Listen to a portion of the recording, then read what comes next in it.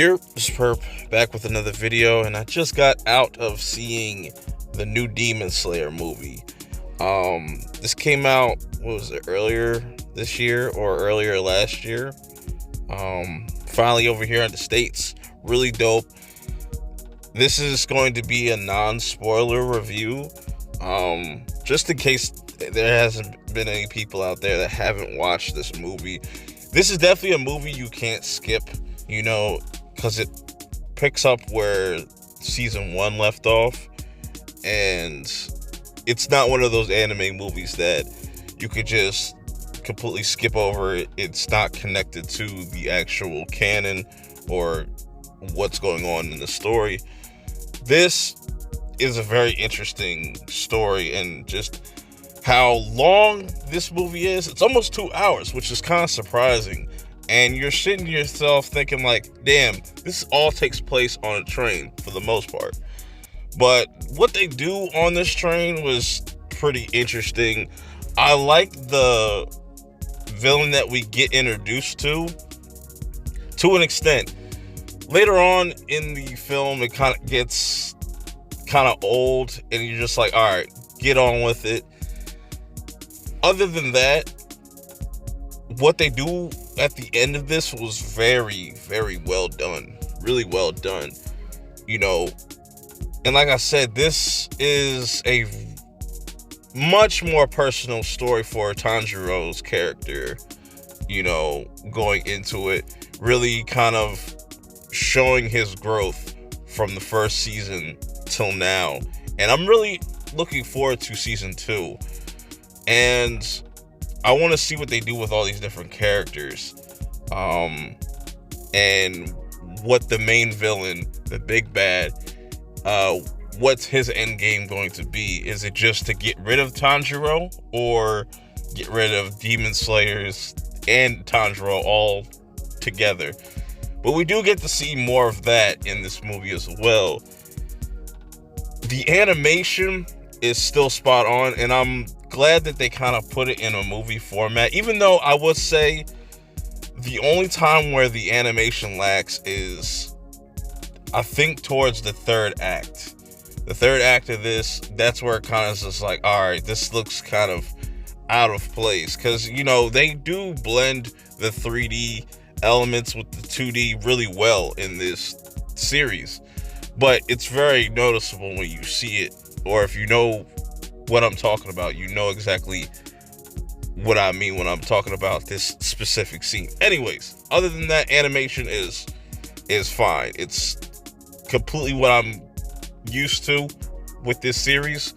I think there also is some really dope action scenes in this, man. Like, there's some characters in this that really turn up and do some really honorable moves, or just to save everybody. It's a really dope, well put together movie.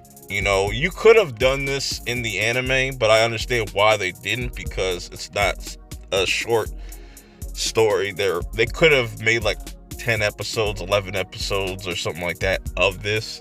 But it's cool that they pretty much put it all into this one big movie. You definitely feel the runtime. I definitely think they could have shaved off at least like 15 minutes or something like that. But overall, I don't think people will be complaining about how long this movie is. I'm not complaining about it, but I'm just saying I felt the runtime. Another little gripe about this movie as well, because I went to see the dub just because I just wanted to get in and out. I went right after work. The dub is weird. The dub is hit or miss. I would prefer watching this in the sub, because obviously it's going to be better, just more emotionally, whatever. That's just a little nitpick for me. I know a lot of people, prefer dub over sub, whatever the fuck. Anyways, this was a really solid movie. I'm curious to see where season 2 goes from here, with what happens at the end of this movie. It's very interesting, and how's everybody else going to pretty much take this, and where does Tanjiro's character stand as a character now? Like, does he get moved up in the ranks now? Who knows? Like I said, villain could have been better.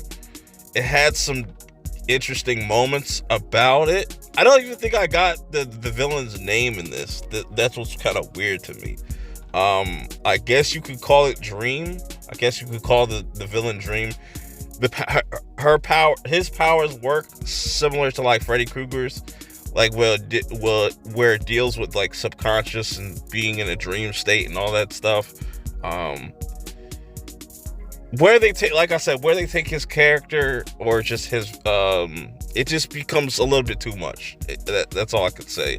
Now for Zetsu, and I'm drawing a blank on other dude's name with the forehead. I actually really like his character. I just can't think about it right now. It's extremely late. They could have took a back seat in this movie as well. Don't expect them to get any real big development. You know, Zetsu still likes Tanjiro's sister and stuff, like really weird stuff. She kind of plays a bigger part in this than, you know, those two. But overall, I think it was a dope movie, or just a dope story to tell, to kind of just put more character development onto Tanjiro's character as a whole. I really enjoyed it. Let me know how you guys feel about this movie in the comments below. If you've seen it, do you plan on going to see it? Are you going to see it subbed or dubbed? Let me know in the comments below. Till next time, I'm out. Peace.